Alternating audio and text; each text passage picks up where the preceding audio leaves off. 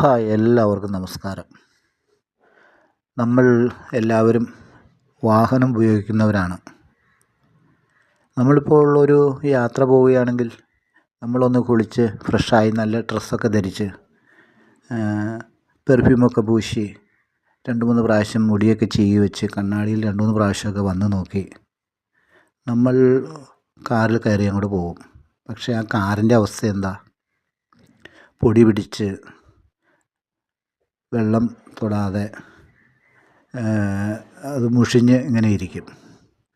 നമ്മൾ അതിന് വേണ്ടത്ര ഗൗരവം കൊടുക്കുന്നില്ല. എല്ലാവരും എന്നല്ല, കൊടുക്കാത്തവരുണ്ട്. അപ്പോൾ നമ്മൾ ശ്രദ്ധിക്കണം. നമ്മൾ നല്ല രീതിയിൽ പോകുമ്പോൾ അതുപോലെ തന്നെ നമ്മുടെ വാഹനങ്ങൾ വൃത്തിയായി സൂക്ഷിക്കുക.